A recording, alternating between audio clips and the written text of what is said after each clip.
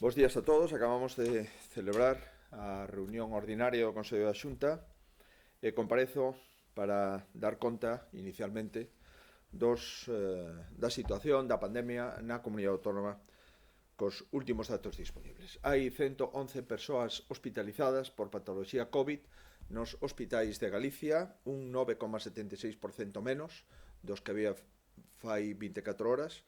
O número de persoas que están nas unidades de cuidados intensivos son 22 e o número de persoas que permanecen nos seus domicilios son 1.875, que é un 2,85% menos que fai 24 horas. O total de falecidos, 601 falecidos a este momento. Como poden comprobar, non se produciron falecidos nas últimas 24 horas. A situación, pois, é a que acabo de describir desde o punto de vista numérico. A perda das 601 a vida como consecuencia da patoloxía do coronavirus é, sin dúbida, a cuestión máis irreparable, a fractura irreversible que sufriron as familias que perderon os seus parentes. A situación, como digo, está nunha fase de contención constante e continua, a curva sigue dobrándose, estamos pois nun momento no que a patoloxía COVID tan só ocupa o 2-3%, exactamente o 5% das camas de UCI, estando disponibles, é dicir, sin pacientes, o 59% das camas de UCI nos hospitais galegos. E do mesmo xeito a patoloxía COVID tan só ocupa o 2% das camas hospitalarias e estando baleiras o 44% do total de camas hospitalarias do Servicio Galego de Saúde. Neste momento están baleiras máis de 3.273 camas, sin pacientes, nos hospitais do Sergas. En consecuencia, estamos nunha situación, insisto, no que é imprescindible xa, como fixemos dende fai días, ir retomando a actividade asistencial ordinaria, ir atendendo cirúrxicamente as patoloxías prioridade 1 e ir restablecendo as axendas nos ámbitos das consultas externas e das probas diagnósticas, como con grande profesionalidade están a facer neste momento os profesionais sanitarios e non sanitarios do Servicio Galego de Saúde.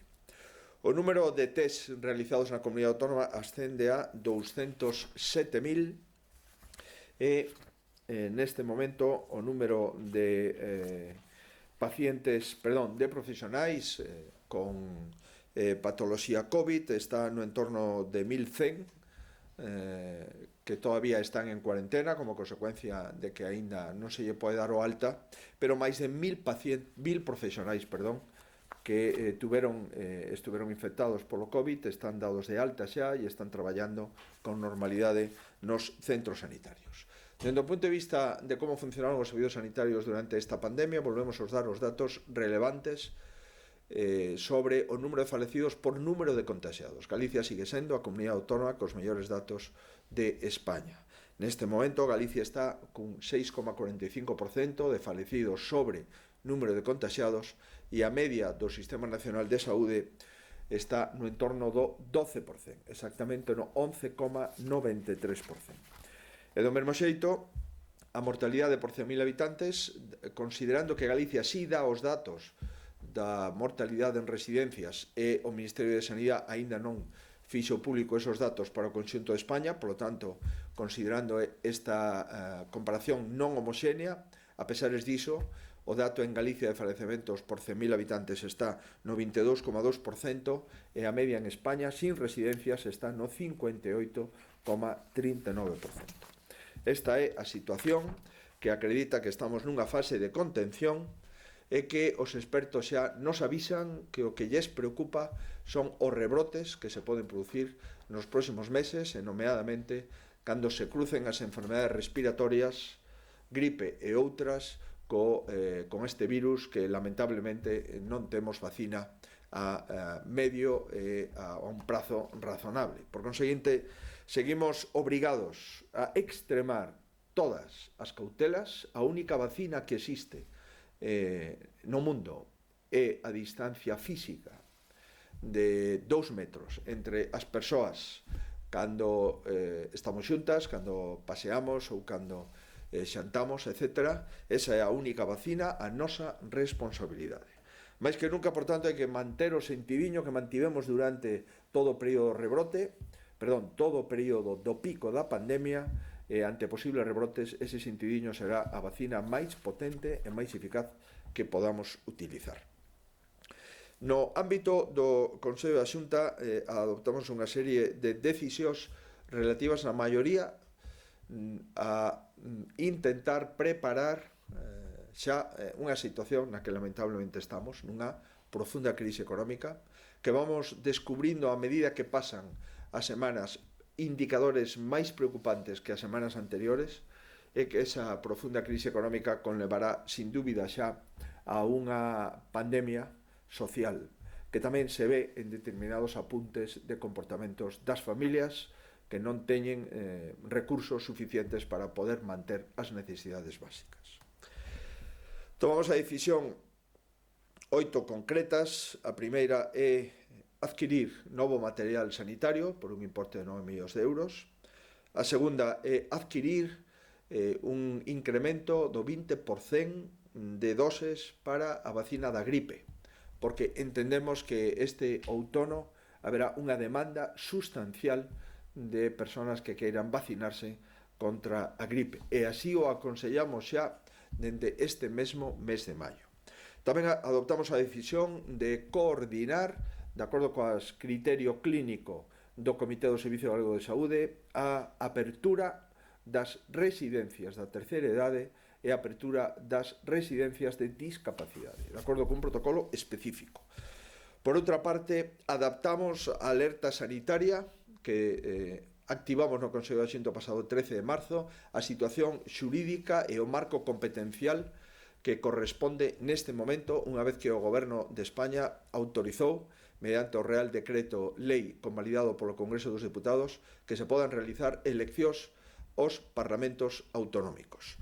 En quinto lugar, aprobamos un paquete de medidas en favor das rendas baixas para facilitar o alugueiro das vivendas que utilizan, e por último un paquete de máis de 23 millóns de euros no ámbito da economía para preparar esa economía post-Covid na que levamos traballando xa dende fai semanas.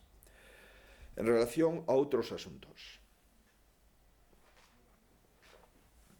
convenio de colaboración entre as universidades galegas e a Xunta de Galicia para poñer a súa disposición recursos de información científica en liña, partida que se incrementa un 10%, e tamén recursos de supercomputación, almacenamento de datos e comunicación a favor dos investigadores, o Centro de Supercomputación de Galicia. A tal efecto, investimos algo máis de 2.180.000 euros. Poñer recursos informativos e incrementar a capacidade competitiva das universidades, dos investigadores e dos alumnos universitarios é obxectivo deste convenio coas 3 universidades. Páxina turística. Aprobamos a remisión do decreto de turismo activo ao Consello Consultivo para o seu análise e informe previo para a súa posterior aprobación definitiva polo Consello da Xunta.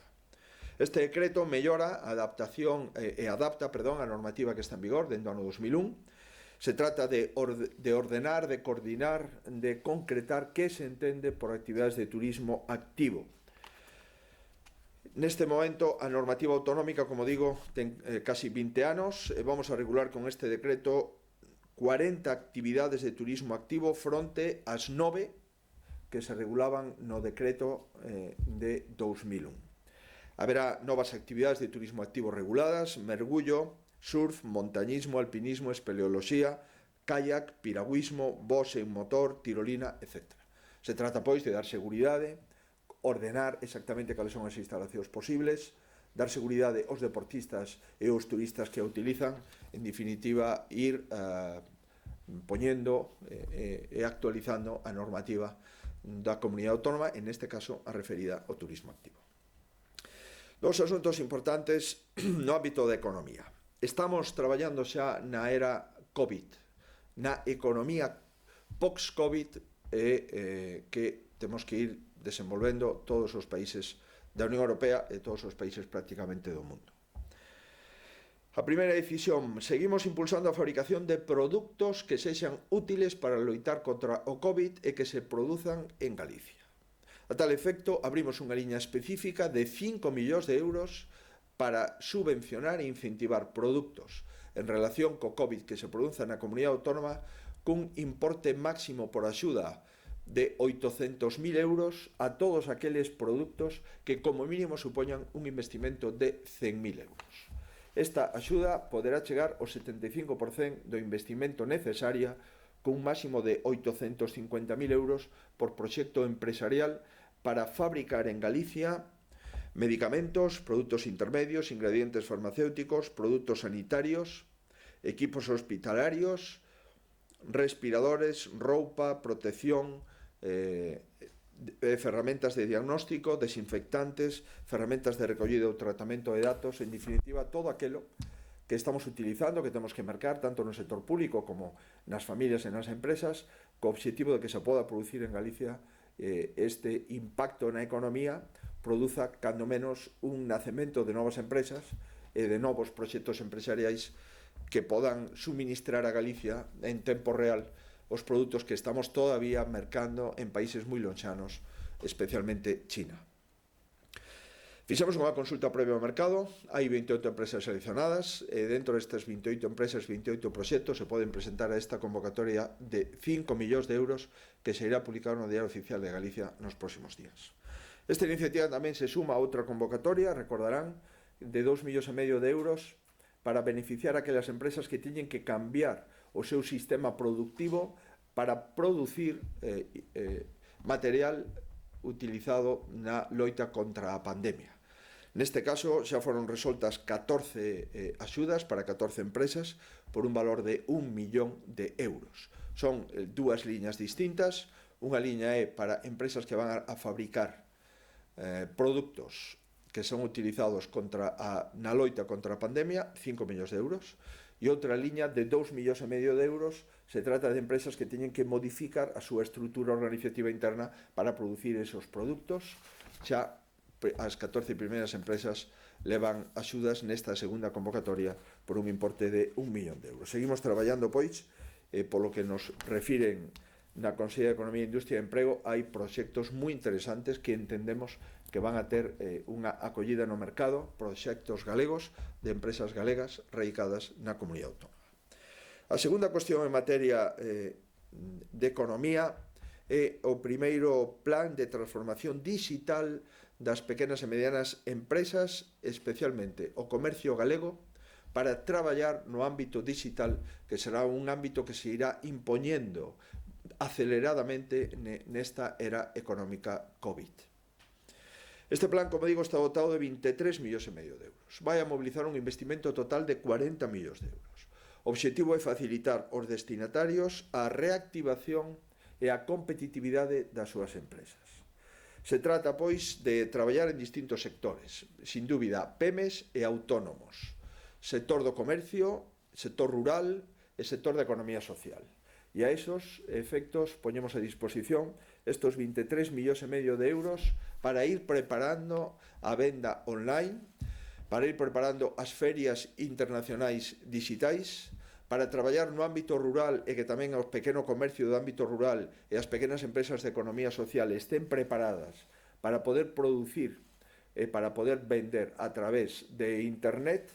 En definitiva, a economía digital chegou aceleradamente co COVID-19 e se vai a quedar na nosa forma de entender a compra, na nosa forma de practicar a compra e da nosa forma de vender nas pequenas, medianas empresas e nos autónomos en Galicia, que son a inmensa maioría do noso tecido productivo. Estos 23,5 millóns de euros se dividen en 4 convocatorias, unha convocatoria de 7 millóns de euros para a digitalización do tecido empresarial galego, moi especialmente para propoñer e implementar o teletraballo nas empresas, nas microempresas e nos autónomos, tamén para axudarlles a concretar e a coordinar os aforos que se podan producir nas súas tiendas e nos seus establecementos, para poder así cumplimentar a normativa que se vaya implementando hoxe xa en os próximos meses e anos, E por último tamén, dunha forma moi especial, aquelas pequenas empresas que traballan no ámbito da economía social e moi especialmente no medio rural. Outro proxecto de 6 millóns de euros para preparar a exportar de forma digital. As feiras, como as coñecíamos ata agora, con grandes desplazamentos de miles de personas a cidades moi importantes no que se realizaba a feira, van a disminuir. E as feiras serán distintas. Serán distintas porque a realidade económica, as características e as pautas sociolóxicas de compra e de exposición irán cambiando. E por iso poñemos 6 millóns de euros para aquelas empresas que exportan, que podan facer plataformas e participar nas feiras digitais que neste momento xa se están diseñando en Europa e no resto do mundo. A terceira proposta de 4 millóns de euros se adica de unha forma especial ao comercio de proximidade para facilitar a innovación e a digitalización do comercio, desas pequenas tendas que necesitan un canle de internet para poder vender en tempo real as 24 horas e os 365 días ao ano. E por último, hai outra orden de 6,5 millóns de euros de un plan de digitalización para PEMES e autónomos, tamén, por suposto, aí está o comercio, orden que xa está publicada no Diario Oficial de Galicia e que xa se están presentando as solicitudes. En definitiva, hoxe nos programas de reactivación económica que o Consello da Xunta aproba normalmente cada semana, hai outro novo programa de 23,5 millóns de euros no ámbito da digitalización do comercio, da pequena empresa, dos autónomos, sobre todo no ámbito rural e no ámbito do comercio de proximidade, así como de empresas para feiras digitais internacionais. Outro paquete, dúas acordos en materia de aluguer. 8 millóns de euros para financiar os alugueres ás persoas en estado económico e social de vulnerabilidade. Nos vindeiros días vamos a publicar unha orden de 8 millóns de euros, unha cantidade que poderá ser ampliada en función das solicitudes. Con estos 8 millóns de euros poderemos chegar a unhas 3.300, 3.500 solicitudes. Xa advertimos ao Ministerio de Transportes, o mando único a través da autoridade delegada, que esta dotación orzamentaria non vai a ser suficiente e, polo tanto, temos que ir prevendo, igual que outras comunidades autónomas, así o trasladamos ao Goberno, unhas cuantías, no seu caso, que sexan ampliables unha vez que o Ministerio de Transportes e a Xenda Urbana nos require para a publicación desta orden. Esta orden, que está dotada por parte do Goberno Central con 5,7 millóns de euros, está suplementada das poucas comunidades autónomas que de momento o facemos, e chegará ata 8 millóns de euros na Comunidade Autónoma de Galicia, suplementada con créditos propios da Comunidade Autónoma. Poderán acceder a estas axudas aqueles que cumplan os requisitos da situación de vulnerabilidade, entendendo por eles dous requisitos que se deben de cumprir de forma simultánea. O primeiro, que estén en situación de desemprego, de ERTE, ou ter vista reducida a súa xornada cunha perda sustancial de ingresos. O tope de ingresos é 3 veces o IPREN, que está no entorno de 1.600 euros por unidade familiar. Isto será o requisito de renta, e outro requisito que o importe da renda do alugueiro e dos gastos básicos supoñan o 35% ou máis dos ingresos da unidade familiar. Aquelas unidades familiares que cumplan estes requisitos terán dereito a un máximo de 500 euros mensuais para financiar a renda de alugueiro da súa vivenda. A axuda concederase polo prazo no que se acredite estar en situación de vulnerabilidade, cun máximo de 6 meses. O máximo da axuda será de 3.000 euros durante estes 6 meses. Esta é unha decisión de ata 8 millóns de euros cofinanciada polo Goberno de España e polo Goberno de Galicia, que poñemos a disposición nos próximos días. Segunda decisión, isto financiado 100% pola Comunidade Autónoma. Todas as familias que estén no bono de alugueiro social non terán que pagar a renda do seu aluguer ata que finalice o ano 2020. É dicir, que dende o mes de abril ao mes de decembro todas estas familias non pagarán e será financiada cos cartos de todos os galegos, é dicir, co presuposto público da Comunidade Autónoma. Estamos falando aproximadamente de 1.000 familias que durante este ano, dende o mes de abril, non terán que desembolsar ningunha cantidade para manter o seu bono social que anteriormente se cofinanciaba, unha parte por parte da Xunta de Galicia e outra por parte das familias. Pois ben, a Xunta de Galicia asume o 100% do custe dos alugueres das 1000 familias que están na situación de bono de alugueiro social. E isto se engade outras 3.500 familias que ocupan vivendas de promoción pública en réximen de aluguer e que a Xunta de Galicia neste caso adopta a decisión de non de prorrogar ou pospoñer o pago de ese aluguer ata que finalice o estado de alarma. En definitiva, estamos falando con maior ou menor intensidade de axudar casi a 8.000 familias en Galicia que son arrendatarias e que viven en vivendas de aluguer, unhas con financiación de ata 500 euros a renda mensual, outras coa gratuidade absoluta da renda pola súa situación de maior vulnerabilidade e outras nas que acordamos pospoñer o pago de aluguer ata que finalice o estado de alarma.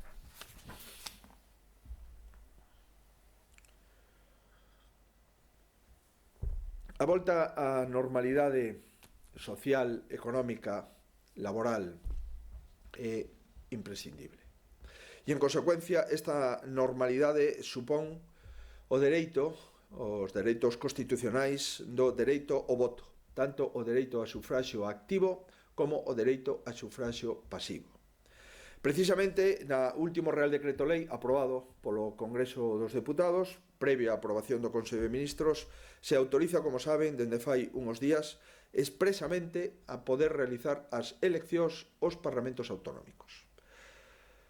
Con anterioridade á declaración do estado de alarma por parte do Goberno central, a Xunta de Galicia declarara a emerxencia sanitaria que inmediatamente quedou subordinada e subsumida no contexto xurídico estatal ao propio Goberno Central mando único a través da autoridade delegada, concretamente do Ministro de Sanidade. Durante todo este tempo, as decisións sanitarias foron asumidas para sí e, en consecuencia, foron retiradas ás comunidades autónomas. Sendo isto así, e considerando ademais que o Real Decreto Lei vixente, aprobado no Congreso dos Deputados, supón a posibilidade de que nos parlamentos autonómicos se podan realizar eleccións ou finalización do mandato da legislatura, o que hoxe facemos, de acordo cos informes da asesoría xurídica, é acordar que no caso de que se celebren eleccións ou cando se celebren eleccións, se deberán de adoptar as medidas necesarias para garantir a protección da saúde durante o desenvolvemento do proceso electoral. E, en segundo lugar, se promoverá a adopción de medidas coa mesma finalidade polas demais administracións públicas, tanto a administración central como as administracións locais, e tamén polas entidades con competencias no desenvolvemento no proceso electoral. Esta era unha declaración obrigatoria.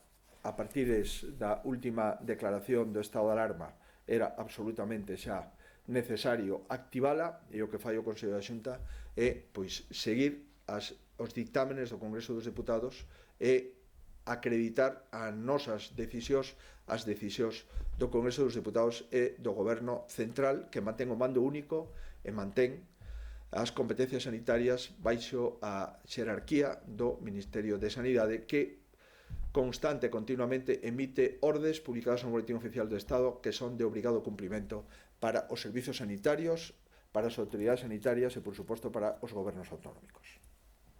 6 acordos en materia de sanidade. Seguimos mercando mediante procedimentos de urxencia e autorizando o Consello de forma responsable.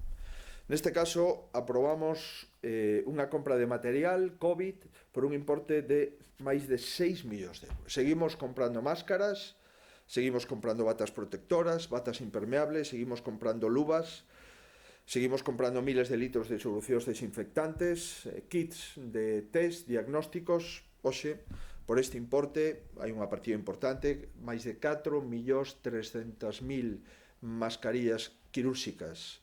Vimos autorizar a súa compra no día de hoxe por un importe aproximado de 2,5 millóns de euros, así como outro millón de batas protectoras e máis de 548.000 máscaras respiratorias FPP2, que son as que utilizan con carácter xeral os profesionais do Servicio Galego de Saúde. Damos o visto prace, polo tanto, a esta nova compra de 6 millóns de euros. Tamén autorizamos as compras que se fixeron durante este estado de alarma por parte das áreas sanitarias. Concretamente, na área sanitaria de Ourense, Verín o Barco, un importe de 1,3 millóns de euros de material sanitario fungible, de material de laboratorio, de vestiario e de material non inventariable. Tamén cunha cuantía de 1,2 millóns de euros autorizamos as compras realizadas na área sanitaria de Pontevedra-Salnés, tanto para adaptar espazos de mantenimento, así como para adquirir materiais de protección e diagnóstico, desenvolver o teletraballo, para servicios de limpeza e seguridade e adquisición de medicamentos e de pequenas obras de readaptación na unidade de cuidados intensivos. Todas estas compras e obras chegan a un importe de 1,2 millóns de euros. Autorizamos do mesmo xeito a compra de material de electromedicina na área sanitaria da Coruña C por un importe de 240.000 euros. Se trata de material para ampliación de unidades de críticos, para dotar de mellor tecnoloxía ao servicio de urxencias e dispositivo extraordinario de atención á emerxencia. O quinto acordo sanitario. Vamos a destinar un importe de 4,1 millón de euros para adquirir 740.000 doses de vacina antigripal, o que supón 125.000 doses máis que a pasada campaña da gripe, o que ven a concretarse nun 20% de incremento. Decidimos aumentar o número de doses debido a que a Consellería de Sanidade prevé un incremento do número de vacinacións ligado á actual epidemia do coronavirus. Certamente, cando se cruce este virus que está castigándonos de unha forma histórica co virus da gripe, estaremos nunha situación complexa, nunha situación desde o punto de vista respiratorio, desde o punto de vista sanitario, e o que require é activar xa unha compra masiva de vacina contra a gripe por un importe superior a 4 millóns de euros. Obxectivo: reducir a mortalidade, reducir a morbilidade e controlar o impacto da enfermedade. Vai a ser a primeira vez que nos enfrentamos a dous virus, o virus da gripe e o coronavirus. Vai ser a primeira vez que en outono teñamos esta presión asistencial e esta novedade sanitaria. Por conseguinte, temos que estar preparados.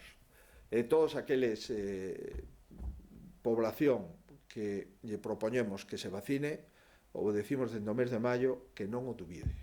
Os maiores de 65, as mulleres embarazadas, as persoas con enfermedades crónicas, o persoal sanitario, máis que nunca, deben de adoptar a decisión preventiva de vacinarse contra a gripe deste 2020-2021. Temos vos datos na última campaña de vacinación gripal, 2019-2020.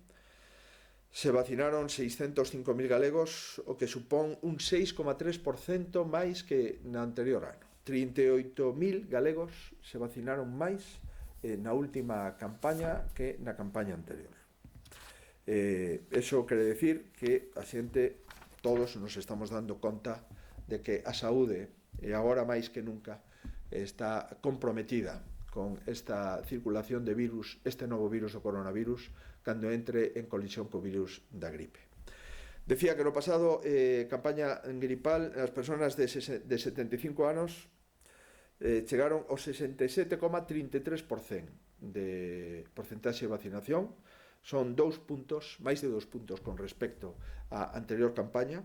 No que se refire a mulleres embarazadas, subimos 10 puntos. Se vacinaron o 65,04%, 7.654 mulleres. 1.146 máis que o pasado exercicio. En o que se refire a traballadores sanitarios, tamén subimos 5 puntos. Chegamos ao 50,93%, se vacinaron casi 18.000 profesionais sanitarios. Este ano, mercamos dose para a vacina antigripal un 20% máis. Por tanto, facemos o chamamento de responsabilidade no ámbito da prevención e da promoción da saúde pública. E, por último, autorizamos o protocolo de reactivación das residencias da terceira idade e das residencias de discapacidade. Protocolo supervisado polo Comité Clínico do Servicio Galego de Saúde, onde están, como ustedes saben, os profesionais que levan traballando durante estes 2 meses, traballando con protocolos moi sólidos, protocolos compartidos para conseguir protocolos únicos en todos os centros de saúde e en todos os hospitais da comunidade autónoma, en este caso preventivistas, especialistas en enfermedades infecciosas, médicos de medicina interna, pediatras e, sobre todo, xeriatras acaban de propoñer as consellerías que fan seu o protocolo, primeiro protocolo para a reapertura gradual, flexible das residencias da terceira idade e dos centros de discapacidade.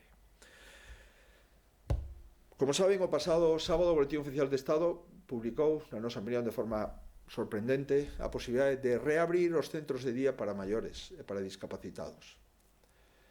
O Comité Clínico nos propuxo prudencia neste sentido, nós non abrimos o pasado luns os centros de día para maiores e os centros de discapacitados, porque nos parece unha decisión moi arriscada, bastante máis arriscada que acudir a outros lugares que de momento están prohibidos de acordo co mando único. Por tanto, o que vimos a facer hoxe é, eso sí, a darlle unha solución para poder ver os avós, as avoas, os pais ou as nais de moitísimas familias galegas que están nas residencias da terceira idade. Estamos nunha situación moi razonable no ámbito das residencias da terceira idade. Estamos cunha taxa de contagio inferior ao 1%, cifra histórica nesta pandemia de curta historia.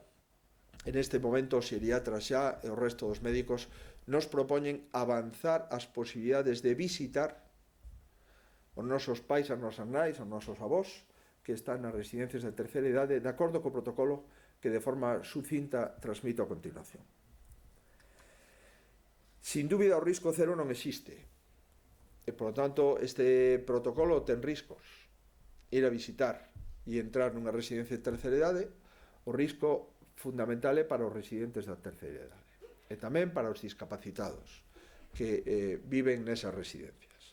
Pero garantindo este principio rector de máxima protección, de prudencia, de graduación e de flexibilidade, reversibilidade, podemos e debemos, na nosa opinión, xa dar unha solución parcial, polo menos, e gradual, para poder visitar despois de 2 meses a persoas que lamentablemente quedaron ailladas e que perderon contacto físico. No ámbito telemático facilitamos tablets, teléfonos móviles, videoconferencias, pero o certo verdad é que non se pudo nos últimos 8 meses visitar os nosos maiores. Pois ben, o protocolo para residencias de maiores e de discapacidade ten 2 criterios. O primeiro, para que o centro se poda abrir paulatinamente é necesario cumprir 2 requisitos. Que o centro non rexistrase ningún caso de coronavirus nin entre o persoal, nin entre os residentes durante os últimos 15 días. Segundo requisito, que no concello onde se sitúa o centro se rexistren cada día 3 ou menos novos casos de coronavirus por cada 100.000 habitantes. E no caso de que se rexistren, haberá que estudiar caso por caso se se autoriza ou non se autoriza abrir esa residencia. Como se abren estas residencias? En 3 etapas. A primeira etapa durará 15 días, agás nos centros con menos de 60 prazas, no que cada etapa dura 10 días. Os centros que teñan a consideración de fogar residencial ou vivenda tutelada ou comunitaria, que son, como saben, os de menor tamaño, poderán comenzar a reactivación directamente na fase 2. Para pasar dunha etapa a outra, será necesario que o centro conte cun informe favorable da autoridade sanitaria. Por lo tanto, é a autoridade sanitaria a que autoriza que unha residencia de terceira idade ou discapacidade poda pasar de unha etapa a outra etapa, así ata completar as 3 etapas e volver á actividade ordinaria. Primeira etapa. Na primeira etapa volverá a estar permitida unha visita por semana e sempre con cita previa. a ese maior que está residindo, a ese discapacitado que está residindo na residencia. Tamén, nesta primeira etapa de 15 días ou de 10 días, e a residencia de menos de 60 residentes, poderán realizarse paseos en grupos dun máximo de 5 persoas na contorna da residencia cunha distancia non superior a 1 kilómetro. Tamén se poderán facer paseos nas zonas verdes da propia residencia, respetando, lóxicamente, as medidas de higiene e, sobre todo, a medida de distanciamento físico. Dentro do centro estarán permitidas as actividades individuais ou en grupos de máximo de 10 persoas. En esta fase tamén volverán a activarse os ingresos de novos residentes nas residencias, sempre que teñan unha PCR que confirme que non están contaxiados 3 días antes da súa entrada no centro. As residencias que cumpran as condicións que acabo de formular poderán comenzar a etapa o vindeiro luns 18 de maio. Por tanto, hai unha boa noticia, espero que se utilice co rigor de sempre, co sentidiño o que estamos acostumados os galegos. Segunda etapa.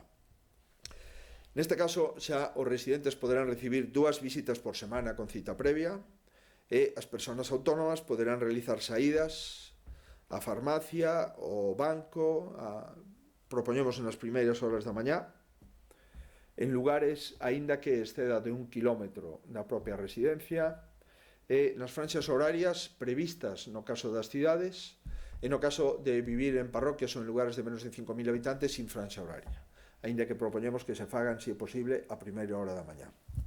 E por último, na terceira etapa, se poderá recuperar por completo o réximen de visitas co que contaba cada residencia. Haberá, por suposto, protocolos, como se fan as visitas, en que sala se poden visitar, a distanciamento físico entre o familiar e o residente, poderán sair a contorna urbana, evitando aqueles lugares que se concentren o maior número de persoas. Bueno, estas son as 3 etapas, empezamos coa primeira xa, o próximo 18 de maio, a partir de aí iremos cada 15 ou cada 10 días abrindo estas etapas ata concluir coa apertura completa das residencias da terceira idade. Se nunha residencia aparecese un caso positivo, teríamos que suspender a reactivación e volveríamos a confinar as persoas contaxiadas seguindo o establecido polo protocolo.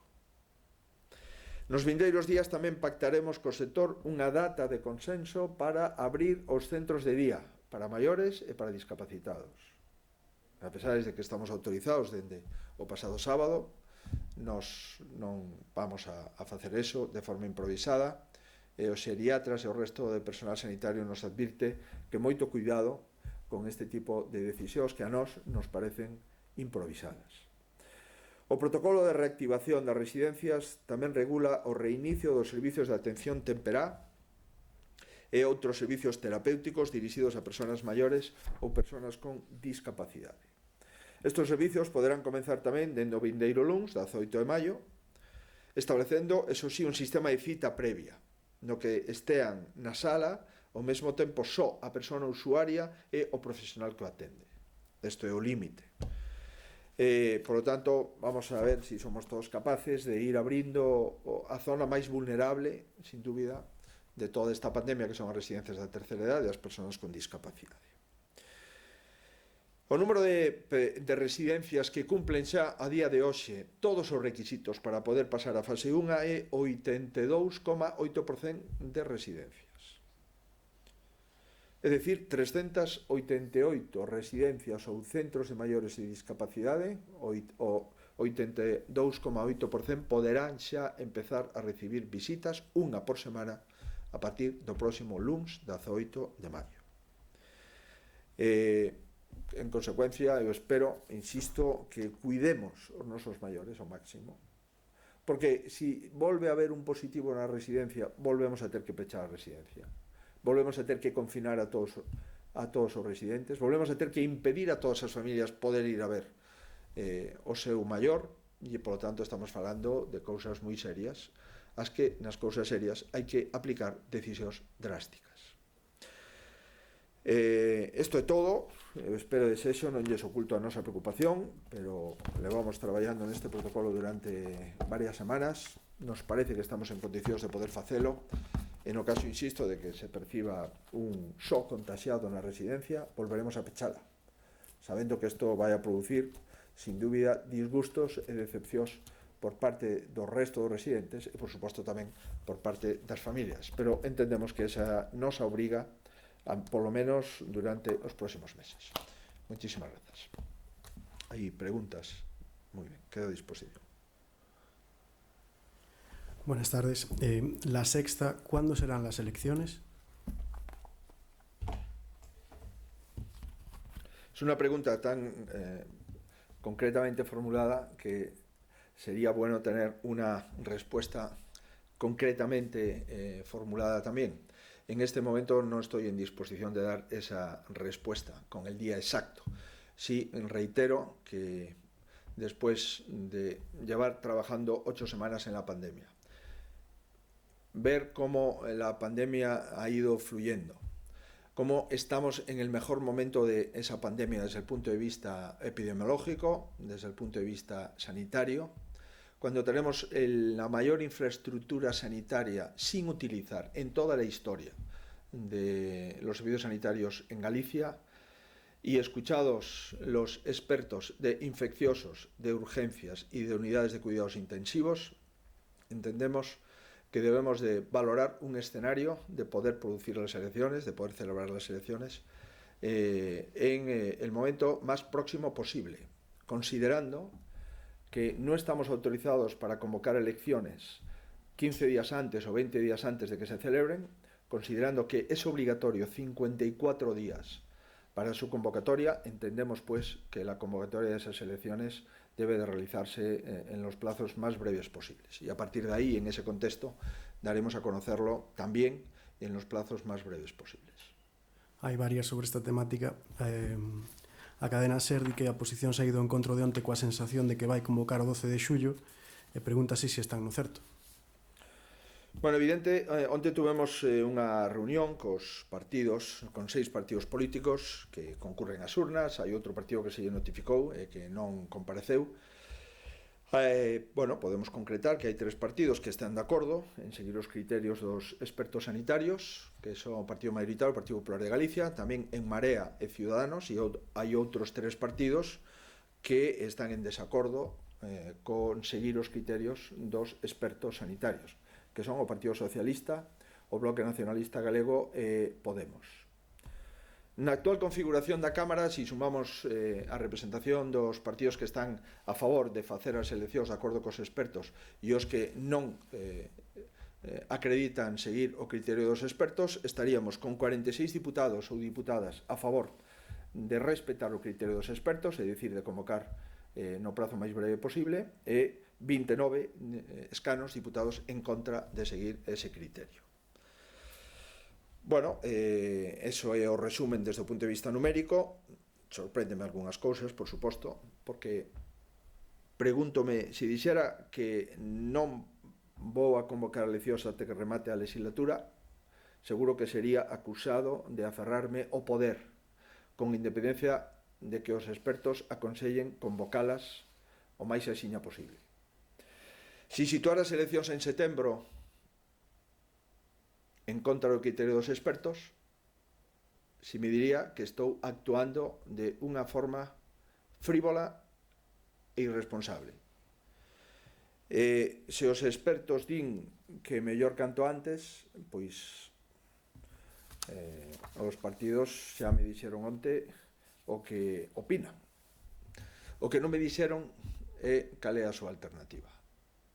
Por conseguinte, bueno, non me sorprende que estén en contra de calquera decisión de convocatoria electoral, porque levo 4 convocatorias electorais en Galicia. En as 4 convocatorias que fixen, os partidos da oposición, estos 3, sempre estuveron en contra, con independencia da data elexida para celebrar as eleccións.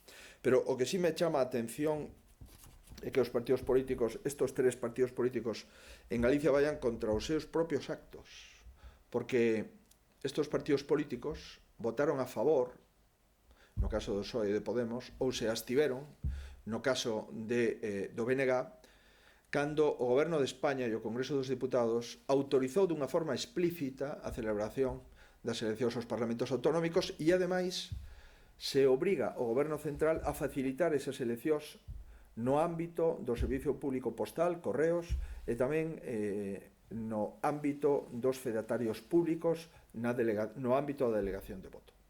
Por tanto, a mí me sorprende moitísimo que vayan contra a propia normativa que eles aproban. É sorprendente que unhos partidos políticos que aproban unha normativa se consideran responsables e outros partidos que valoramos aplicar a normativa que eles aproban nos chamen irresponsables. Pero é como está a situación neste momento.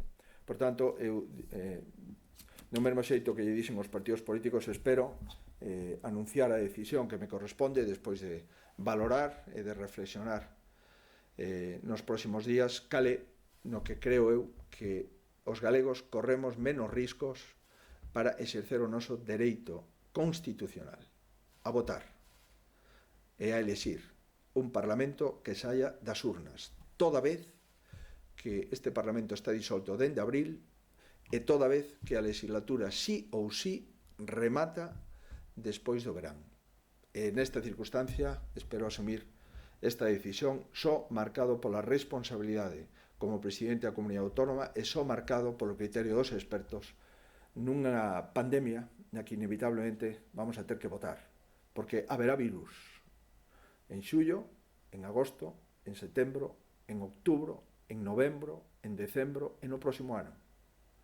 Supoño que nadie aceptaría que utilizando o virus haxa un presidente da Comunidade Autónoma sin legitimidade para presidir a Comunidade Autónoma porque tiña finalizado o seu mandato de 4 anos. E como pretendo que o presidente da Comunidade Autónoma sexa un presidente legítimo, creo que as urnas deben de legitimar aquel ou aquela que os galegos queran que sexa presidente da Comunidade Autónoma para os próximos 4 anos. La agencia EFE se refiere al acuerdo firmado entre los grupos para el funcionamiento de la Diputación Permanente, en el que se establece que usted comparecerá cada 15 días en el Parlamento. Apunta que el portavoz de su grupo, Pedro Puy, consideraba esta misma semana que en caso de que haya una convocatoria electoral, ese acuerdo quedaría sin efecto. A usted le tocaría de nuevo comparecer la próxima semana. ¿Va a hacerlo? Yo creo que a pregunta está tan ben formulada que a resposta está dentro da propia pregunta. O acordo que suscribiron os grupos e corresponde aos grupos aplicalo e interpretalo, dado que son eles os autores do acordo, e, en consecuencia, o resto da pregunta se pode contestar unha vez coñecida ou non a convocatoria electoral. Por tanto, a pregunta está tan ben formulada que a resposta está incluída no enunciado da pregunta. Ciencia, en que circunstancias decidiría volver a suspender as eleccións polo risco de rebrotes? Manexa cifras concretas? É evidente que estamos ante unha situación absolutamente nova. Se van a poder celebrar as eleccións xerais nunha situación xa normal? Probablemente non. Podremos celebrar as eleccións municipais próximas nunha situación normal? Probablemente non. Poderemos volver a celebrar unhas eleccións democráticas en España, en Europa, en Estados Unidos, noutros lugares do mundo, en situacións que viñamos considerando como normais? Pois probablemente non. Lamentablemente lle corresponde, neste caso, a Comunidade Autónoma de Euskadi, a Comunidade Autónoma de Galicia, innovar en España como se deben de facer unhas eleccións nunha situación non previsible, nin prevista. E o primeiro que temos é que decirlle a xente cal é o mes menos malo ou cal é o período de menor incertidume dentro da atmósfera de incertidume que vamos a vivir. E, por suposto, non ocultar que o virus sigue aí e que vai a seguir aí e que veu para quedarse na mentras non teñamos unha vacina probada, eficiente e producida en cantidades de toneladas de ese principio activo que toda a comunidade científica está esperando. A vacina non é para 10 ou para 15 millóns de persoas. A vacina é para miles de millóns de persoas.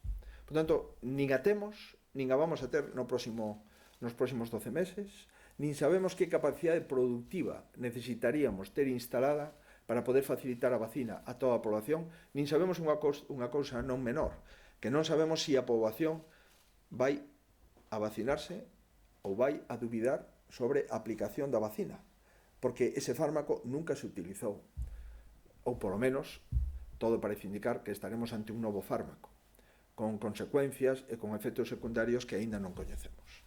Por tanto, estamos nunha situación absolutamente nova. Claro que temos que estar preparados por se hai un rebrote fundamental, e por eso temos que guiarnos polo que os expertos nos indican. Os mecanismos para votar, pois temos que concretalos. Por suposto, hai un principio básico que vai inspirar calquer mecanismo para votar, sexa cando sexa a votación, que é a distancia física. Pero do mesmo xeito que estamos acudindo ás terrazas, do mesmo xeito que estamos acudindo aos supermercados, que estamos acudindo ao traballo, que paseamos pola calle, pois ir a votar é unha cuestión que está dentro de esta normalidade que estamos adquirindo semana a semana a inmensa maioría dos cidadáns de España, nomeadamente os galegos e os vascos, que estamos nunha fase mellor que outras comunidades autónomas. Por tanto, todo o que queira ir a votar, temos que buscar a fórmula para que vaya a votar de forma segura. Ese obxectivo fundamental que vai a inspirar no momento en que se produzan as eleccións autonómicas en España, e supoño que calquer tipo de elección que se produza en España nos próximos anos. A seguridade no exercicio a ese voto é fundamental para que podan celebrarse coas maiores certidumes posibles. Nos diario, a vista dos informes encargados a facultativos e do informe elaborado pola Consellería de Sanidade para fixar a data electoral, onde se fala dun posible rebote da pandemia pola consecuencia da chegada a Galicia de cidadáns de outra parte do Estado, pregunta que medida está adoptando a Xunta para evitar facer fronte a esta situación e se contemplan entre elas a posibilidade de solicitar o peche de Galicia para evitar o contagio por vía externa a que se refiren os informes. Mire, o peche da comunidade autónoma se ten que facer no caso de que esteamos falando de outras comunidades autónomas nos que a situación epidemiolóxica non permite sair desas comunidades autónomas. Si hai comunidades autónomas que están en unha situación que non permite sair dese ámbito territorial, nós, dende logo, que vamos a pedir é que tampouco se lles permita vir á comunidade autónoma galega. Supoñemos, porque senón estaríamos xa nunha pandemia económica e social sin precedentes, que se non podan vir boa parte do turismo nacional, si pode vir unha parte importante de turismo nacional á comunidade autónoma galega. Estou convencido que o turismo internacional probablemente non veña, pero casi o 80% do turismo que recibe Galicia é turismo nacional.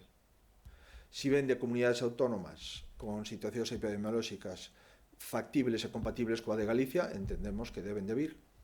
Si a súa situación é incompatible coa de Galicia, nós entendemos que non deben de vir.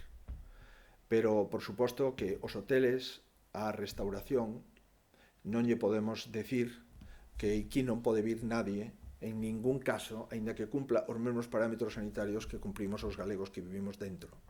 Por tanto, unha das razóns que os expertos acreditan como unha razón determinante de por que é mellor antes que despois do verán esta razón, que é o movimento de turismo interior que se vai a producir as comunidades autónomas máis seguras, e tamén non nos esquezamos de miles de personas propietarias de vivendas en Galicia que viven fora e que durante o verán queren utilizar a súa propiedade que teñen na comunidade autónoma.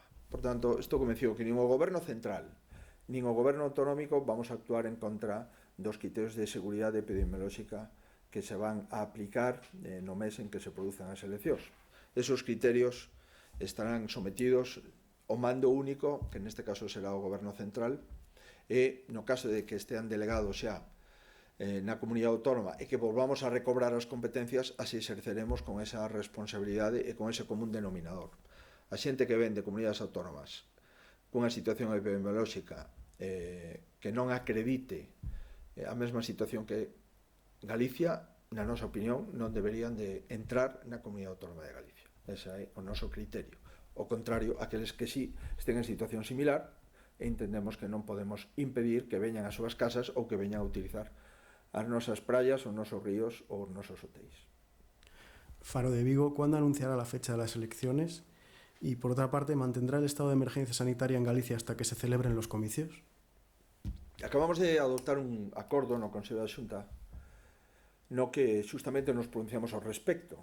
O estado, a situación de emerxencia sanitaria que adoptamos o 13 de marzo foi posteriormente subsumida polo estado de alarma que adoptou o Goberno Central. E dende as últimas 8 semanas o mando único decidiu considerar a autoridade delegada exclusivamente o Ministerio de Sanidade. E, en consecuencia, nas últimas 8 semanas, todas as decisións sanitarias que afecten a Galicia están resididas no Ministro de Sanidade. Por tanto, temos que axustar o estado de emerxencia sanitaria a esa vocación de competencias que o Goberno Central leva facendo durante 8 semanas. En esas 8 semanas, e durante ese marco xurídico estatal, o Goberno Central, con validación no Congreso dos Diputados, dice que se poden celebrar eleccións aos parlamentos autonómicos e que o Goberno Central axudará a que se produzan esas eleccións. Por tanto, nese contexto é no que nos temos que mover. A situación sanitaria en Galicia está intervida polo Goberno Central. No caso de que volvamos a ter as nosas competencias, acabamos de adoptar un acordo no Consello da Xunta onde decimos que no momento en que se celebren as eleccións, se a competencia da comunidade autónoma, se adaptarán todas as medidas sanitarias necesarias para facilitar o dereito constitucional ao voto. É o que acabamos de aprobar neste momento no Consello da Xunta, que acabo de facer referencia a ese acordo. Precisamente en relación a esa medida, pregunta si también ha deliberado con los consejeros sobre los informes que apuntan a que el 12 de julio es la mejor fecha para convocar, y si les ha trasladado ya una fecha concreta o aún tiene que tomar la decisión. As deliberacións do Consello da Xunta son segredas, non porque o digo eu, senón porque o dice a legislación. Unha cousa son os acordos que temos que dar conta aos medios de comunicación, por suposto, pero as deliberacións do Consello da Xunta sobre cuestións que non afecten a acordos son segredas, e a competencia para convocar as eleccións estatutariamente lle corresponde ao presidente da Xunta de Galicia. Por tanto, nós intentamos, e podo asegurar que cumprimos sempre a legislación na comunidade autónoma, sexa a legislación electoral ou calquer tipo de legislación específica de outro eido. La Voz de Galicia, el PNV, propone una campaña de una sola semana. ¿Qué le parece a usted? Y si cree que debe quedar abierta por decreto la posibilidad de una nueva suspensión en julio por si las condiciones sanitarias lo recomiendan. La campaña será diferente, sin dúbida. A campaña electoral clásica non poderá facerse, porque os tempos das campañas electorais clásicas xa pasaron, por lo menos durante os 2 próximos anos.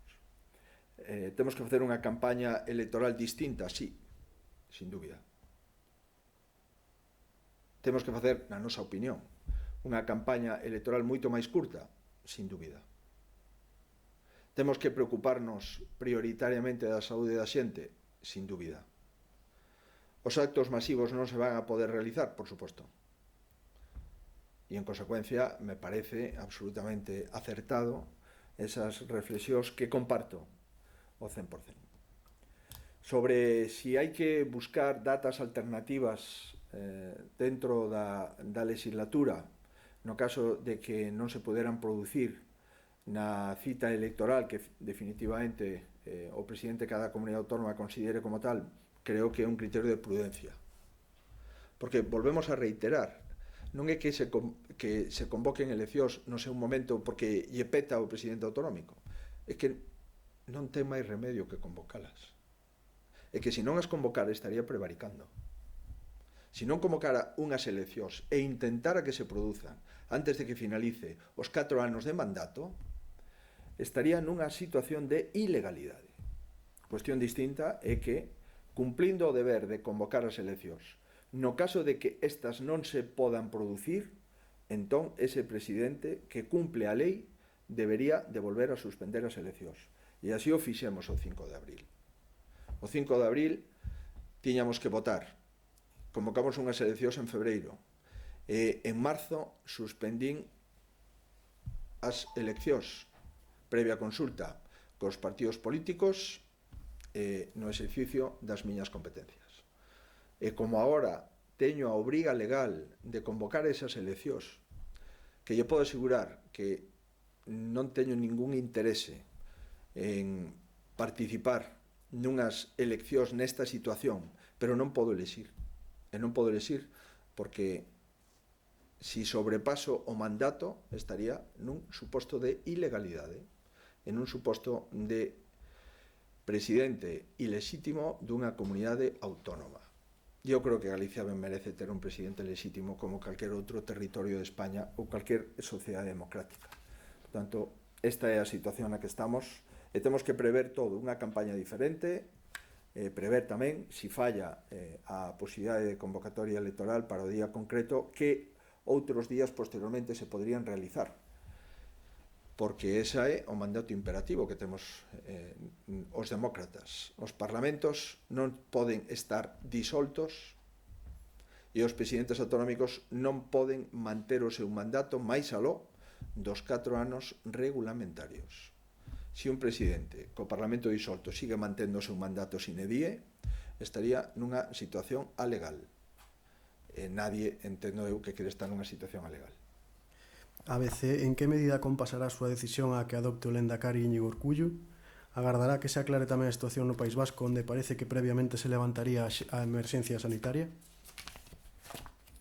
Nos, volvo a reiterar que a nosa emerxencia sanitaria acaba de ser modulada por acordo do Consello da Xunta no día de hoxe. O digo para que quede claro. Que si se pode coincidir ou non co País Vasco, é evidente que os mesmos criterios de prudencia e de certeza sanitaria son os que escoito do Lehendakari e de bastantes líderes políticos vascos. Sorprendentemente, eu espero que os socialistas vascos non escoiten o que dice aquí o secretario xeral dos socialistas en Galicia, que acaba de decir onte, de forma reiterada, que celebrar eleccións cando os socialistas vascos dicen que hai que celebralas é temerario. Eu espero que se tomen a broma este tipo de declaracións do secretario xeral dos socialistas galegos, porque non só un insulto aos expertos, senón que tamén é un insulto a todos os seus compañeiros de Euskadi. Pero, insisto, así está a situación política galega. Por tanto, nós pensamos que a mesma situación que se atopa o Lehendakari, me atopo eu, ante a necesidade imperiosa de cumprir as leis e a necesidade imperiosa de buscar a data de menores incertidumes para intentar ensayar unha convocatoria electoral definitiva. No primeiro intento non foi posible, veremos a ver se é posible no segundo intento. Alerta Digital, ¿cree usted que el estado de alarma se puede usar de parapeto para impedir protestas de los ciudadanos en la calle en contra del gobierno? Y en este sentido, ¿qué opina de las órdenes que recibe la policía de dispersar estas protestas? Pero yo sigo opinando que un estado de alarma permanente en nuestro país es absolutamente un atípico constitucional. Sigo pensando que el gobierno central ha tenido tiempo para no utilizar el estado de alarma y reformar, si fuera necesario, la Ley Orgánica de Salud Pública, y sigo pensando que al gobierno central los grupos de la oposición le han dado un cheque en blanco sin condiciones durante las últimas 8 semanas. Y creo que ya es hora de que el gobierno central deje de utilizar un cheque en blanco sin condiciones y ejercite sus competencias sin tener que extremar la Constitución en un estado de alarma que ha sido absolutamente excepcional desde el año 78. Nunca vivimos una situación así. Nunca. Nunca se ha impedido una manifestación en la calle. Una manifestación previa notificación a la delegación del gobierno correspondiente. Y por lo tanto, como estamos viviendo una situación excepcional, es bueno que la situación excepcional se refiera a la sanidad y no a los derechos civiles de los ciudadanos, que vivimos en una sociedad tan democrática y tan respetuosa como la sociedad española. Sí. La región ve factible que desde el lunes los núcleos de menos de 10.000 habitantes puedan tener libertad horaria, lo cual solo limitaría, por ejemplo, en la provincia de Ourense al núcleo de la ciudad. Mira, a mí me gustaría poder contestar esa pregunta con el rigor que requiere para las miles de personas que viven en la provincia de Ourense, que son mayoritariamente que viven en núcleos de menos de 10.000 habitantes. Pero tengo que decir, por ser honesto, que yo no puedo contestar esa pregunta porque desconozco cuáles son los criterios que va a utilizar el Gobierno central para poder pasar a la fase 2 o para cumplir el compromiso que asumió el presidente del Gobierno de que en el ámbito rural hubiese especificidades concretas que pudiesen mantener los ciudadanos que viven en esos núcleos. Más de 250 ayuntamientos en Galicia no tienen un solo infectado en los últimos 14 días, que es el periodo de cuarentena de esta pandemia. No tiene ningún sentido que a esos 250 ayuntamientos se le aplique el mismo régimen que se le aplica a cualquier otro territorio que sí tiene infectados. Y lo que está ocurriendo es que en el ámbito rural el Gobierno central está absolutamente desaparecido. Está mucho más preocupado por lo que ocurre en Madrid o en Barcelona que por lo que ocurre en los miles de pueblos que conforman el resto de comunidades autónomas y que conforman España. Pero lamentablemente, insisto, yo no conozco esos criterios y por consiguiente no puedo informar con la seriedad y el rigor que esto merece. No le puedo contestar. Si la pregunta es si yo estoy de acuerdo en que aquellos ayuntamientos que lleven en los últimos 14 días sin contagios no tengan que esperar las distintas fases que el Gobierno central ha diseñado para el conjunto de los territorios, mi respuesta es que sí. No tiene sentido tener que esperar las distintas fases en aquellos que llevan 14 días sin ningún contagio en su ámbito territorial. El diario.es, os informes que baralla o seu goberno falando rebrote producido pola chegada de veraneantes no mes de xullo, prevé a Xunta impor unha cuarentena aos turistas que veñan este verán a Galicia para evitar máis mortes? E por outra parte, cal é a súa valoración sobre Isabel Díaz Ayuso? Cree posible que Ayuso convoque eleccións ao igual que vostede o próximo luns? Eso sí que é unha pregunta novedosa. Non teño nin idea de que un presidente autonómico que non sexa o Lehendakari esté pensando en celebrar eleccións. Por lo tanto, lle corresponderá á presidenta da Comunidade de Madrid ou calquer outro presidente que se nos ocurra si vai ou non convocar eleccións. Non teño ninguna información ao respecto, nin teño tampouco información como para poder motivar esa decisión, que entendo que lle correspondería á presidenta da Comunidade de Madrid tomar esa decisión, pero non me parece a min que haxa condicións que obliguen a esa convocatoria, insisto, dende a pura opinión ou comentario, que non dende unha posición política concreta. En relación de si debemos ou non debemos confinar a xente e prohibir as entradas nunha comunidade autónoma, eso non é unha competencia dun presidente autonómico. Os presidentes autonómicos non podemos pechar nin aeroportos, nin portos, nin autovías. Eso é unha competencia exclusiva do Goberno central. Cadena Ser, moléstalle que Pablo Casado utilice Madrid como exemplo en lugar de Galicia como modelo de xestión desta pandemia? Pois a verdade é que non coñezo exactamente cales son esas manifestacións do presidente do Partido Popular. A mí me parece moi ben que anime e que prosiga animando as autoridades de Madrid, tanto a presidenta da Comunidade de Madrid, o seu goberno, e o alcalde de Madrid, porque sufriron o indecible. Porque intentaron por todos os medios salvar vidas, e porque non ocultaron a situación dramática que viviron miles e miles de familias nesa comunidade autónoma. E porque souberon pedir axuda, e porque souberon recoñecela, e porque agora o que nos dicen é que se necesitamos material ou necesitamos algún tipo de axuda logística, sanitaria, están a disposición de intentar devolver as mostras de solidaridade que houve noutras comunidades autónomas, xa sexa Galicia ou outras como Andalucía ou outras que prestaron material á Comunidade de Madrid no momento da profunda crise sanitaria. Europa Press, no eido educativo da conciliación, pregunta se vai deixar a Xunta a liberdade aos centros educativos privados para decir se abren para menores de 6 anos e que vai pasar coas garderías, se abrirán ou non. Bueno, neste momento podemos comprobar como hai distintas varas de medir por parte do goberno do mando único. Bueno, en este momento todavía non se pode ir a pescar a un río, pero, sin embargo, non se regula que vai a pasar na educación. Neste momento se teñen regulado cando unha persona pode ir a unha terraza, pero o goberno central non quere regular cando unha persona debe de ir a clase. España volve a ser un dos países que primeiro abre determinadas instalacións de restauración e despois os colexios. E iso é cando menos como para preguntarnos se realmente o goberno central asume as súas responsabilidades exclusivas en materia de educación, as que as ten, o resto as teñen as comunidades autónomas. Cal é o noso posicionamento? O noso posicionamento é seguir as decisións do mando único. As comunidades autónomas non podemos abrir os centros educativos mentre non estemos en fase 2. En segundo lugar, de acordo co mando único, unha vez que estemos en fase 2, podemos abrir de forma optativa para os alumnos.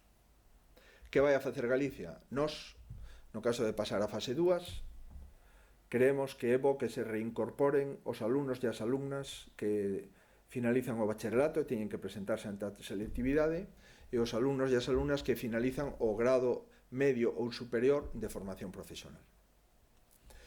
Considerando que non hai ningún criterio, senón que cada comunidade fa o que lle pete no ámbito educativo, o cual, insisto, é sorprendente. Xa me gustaría ter esa mesma autonomía para outros ámbitos de menor trascendencia. Pois nós o que estamos neste momento é sopesando que facemos coas escolas infantís de 0 a 3 anos. Por qué? Porque hai unha discusión rica, intensa e moi importante entre distintos especialistas pediatras que consideran que sí se debe abrir, que sí se pode abrir, que os nenos teñen unha capacidade de contagio inferior ao 0,7-0,8%, e que desde o punto de vista educativo, desde o punto de vista de socioloxía dos nenos e da súa relación entre sí, sería razonable abrir, e despois hai outros pediatras que están en contra ou que matizan esa proposta. O que vai a facer Galicia é ver se pasa a fase 2 e previamente consultar cos pediatras que entendemos son os que nos están asesorando cal é a súa proposta sanitaria. E isto é o que vamos a intentar discernir nos próximos días. Considerando que ata a fase 2 entendemos que non podemos tomar esa decisión, pois esperaremos a esa fase para tomar a decisión no seu caso. No ámbito educativo, insisto, temos claro e vamos a propoñer aos alumnos que se reincorporen de obter a fase 2 de forma optativa para o segundo de bacharelato previo á selectividade e para tamén o último curso de ciclo medio e de ciclo superior de formación profesional. Nos queda por tomar a decisión en 3 e 3 anos, que a tomaremos se chegamos a fase 2 despois de escoitar aos pediatras que están na Comisión Clínica do Servicio Galega de Saúde. Informativos Telecinco refírese á reapertura das visitas ás residencias de ancianos e indica que el Gobierno central non las contemplaba hasta la fase 3 porque han adelantado esta medida. Nosotros, después de escuchar al Comité Clínico del Servicio Gallego de Salud, creemos que si esta residencia lleva 15 días sin ningún positivo, si esta residencia está en un ayuntamiento sin contagios, es razonable no abrirlas, insisto, sino dejar que un familiar pueda visitar una vez a la semana a un residente. Entendemos que eso lo podemos hacer en esta fase. Nos han autorizado el Comité Clínico del Servicio Gallego de Salud y entendemos que eso es compatible con las decisiones del mando único. Piénsese que llevamos 8 semanas, 2 meses, sin que un hijo pueda ver a su padre, y lo que es mucho peor, sin que un abuelo o un padre pueda hablar y ver a su familia. Sin esa residencia no hay ningún positivo. Si llevan 15 días sin ningún caso. Si ese virus no está en la residencia, ni en los mayores, ni en los trabajadores, entendemos que una visita a la semana es algo proporcionado y algo razonable e incluso sanitariamente saludable. Y en el caso de que dé un positivo, una residencia, dentro de unos días, volveríamos a confinar y volveríamos a cerrar. Por tanto, nosotros tenemos un protocolo, el Gobierno Central no conocemos el protocolo de las residencias porque no lo ha emitido, nosotros sí tenemos un protocolo avalado asistencialmente y entendemos, dado nuestro porcentaje de población mayor de 65 años, que necesitamos dar una respuesta a esas familias y a esos mayores que nos están demandando. Una respuesta segura, sanitariamente contrastada y gradual y flexible como la que este protocolo propone. Confidencial refire un aumento de casos de coronavirus na área sanitaria de Lugo, logo de bastantes días baixando, e pregunta a que se debe este aumento de casos. Non teño esa información de un incremento notable de casos en Lugo. Lugo é unha das provincias con menor tasa de contagio dende o principio da pandemia. Pode haber algunha cuestión concreta en personal sanitario ou en residencias, pero o virus intracomunitario por Lugo é das provincias españolas onde menos circulou ese virus, non?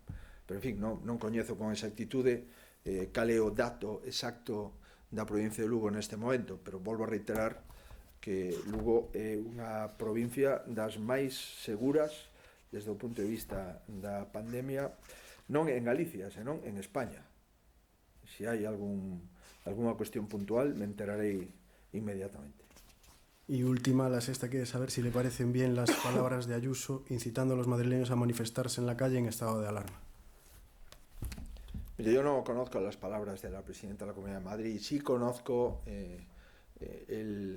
digamos, la situación de acoso político a una presidenta de una comunidad autónoma que ha intentado gestionar en los peores momentos de una crisis y de una pandemia sus servicios sanitarios a pesar de estar contagiada con el virus. Y también conozco lo que nos dice el presidente del gobierno en las conferencias de presidentes. Llevamos 9.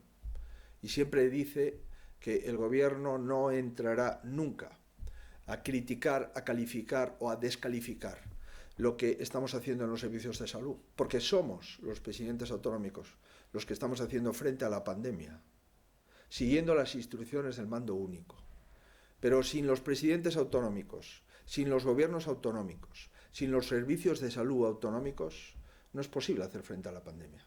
Yo espero y deseo que esas discrepancias y esa tensión política se resuelva después de que finalice el brote de la pandemia, al menos en Madrid, porque esto es lo que dice el gobierno, con independencia de que después los socios del gobierno no lo cumplan, pero esto es lo que nos dice el presidente del gobierno todos los días que tenemos ocasión de celebrar conferencias de presidentes, que como saben son todos los domingos y llevamos 9, que no son pocas conferencias de presidentes.